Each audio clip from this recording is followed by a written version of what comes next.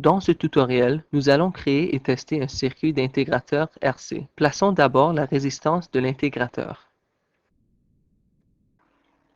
Déplacez le curseur sur l'icône de résistance dans la barre d'outils des composants et cliquez sur le bouton gauche de la souris. Maintenant, le symbole de la résistance est attaché au curseur et il peut être déplacé sur tout l'écran en déplaçant la souris. En cliquant de nouveau sur le bouton gauche de la souris, la résistance est mise en place. Maintenant, la résistance est en place et sa résistance par défaut est de 1K. Vous pouvez facilement modifier la valeur par défaut de la résistance en cliquant 2 fois dessus. Ceci fait apparaître la fenêtre des propriétés. À la ligne résistance, nous changeons la valeur à 2K.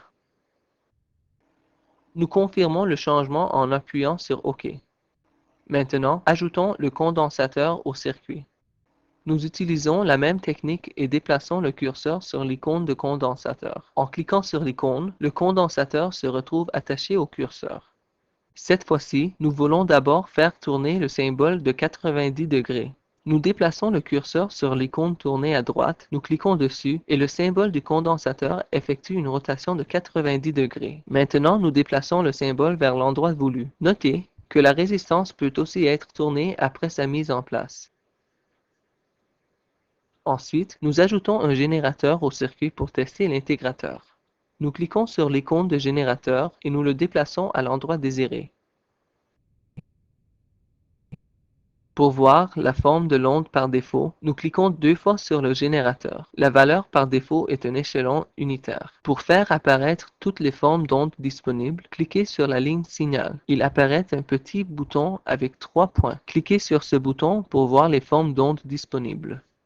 En faisant bouger le curseur sur les icônes, les noms des ondes apparaissent. Impulsion, échelon unitaire, sinus, cosinus, onde carrée, onde triangulaire, forme d'onde générale, onde linéaire par morceau,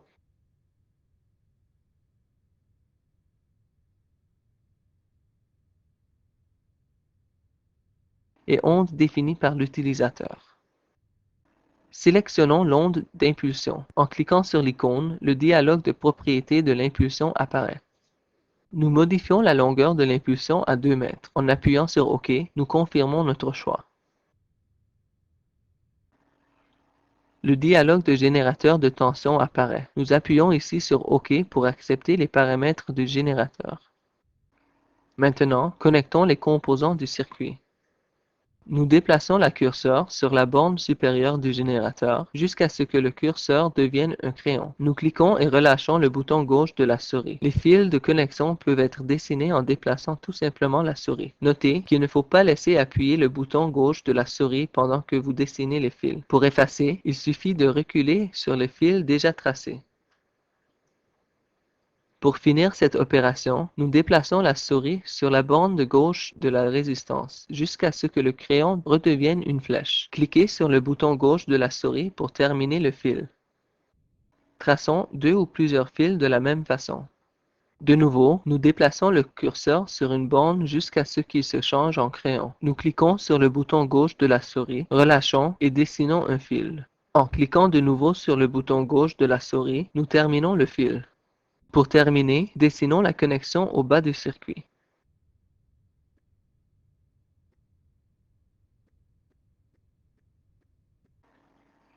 Maintenant, il ne nous reste plus qu'à ajouter une masse au circuit, ainsi que les prises de l'appareil de mesure depuis la barre d'outils composants.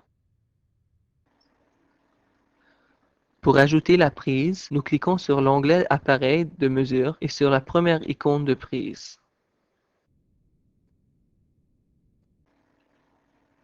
Déplacez cette prise vers la borne supérieure du condensateur.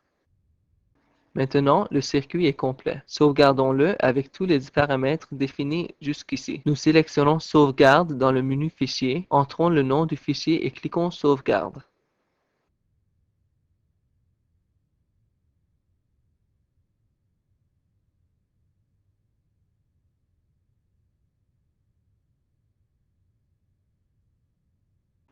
Maintenant, faisons une analyse des transitoires pour tester notre circuit. Nous sélectionnons Transitoire dans le menu Analyse. Il apparaît la fenêtre de dialogue transitoire.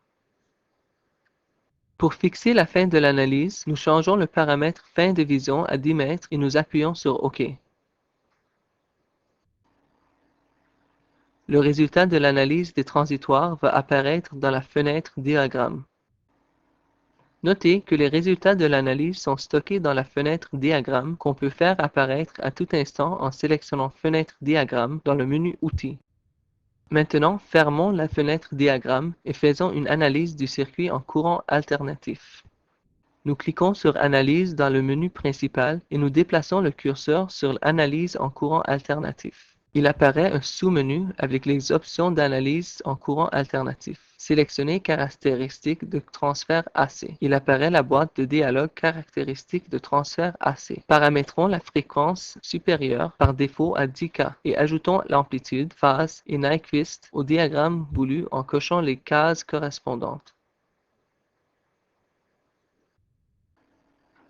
Ces diagrammes vont ainsi apparaître en plus de diagrammes par défaut, amplitude, phase ou diagramme de Bode. À la fin de l'analyse, nous allons obtenir 4 diagrammes séparés. Nous appuyons sur OK pour démarrer l'analyse. Il apparaît la fenêtre Diagramme montrant l'amplitude de la fonction de transfert et le gain du circuit en dB. Nous pouvons voir les diagrammes de phase, de Nyquist et de Bode complets en cliquant sur les onglets situés au bas de la fenêtre Diagramme.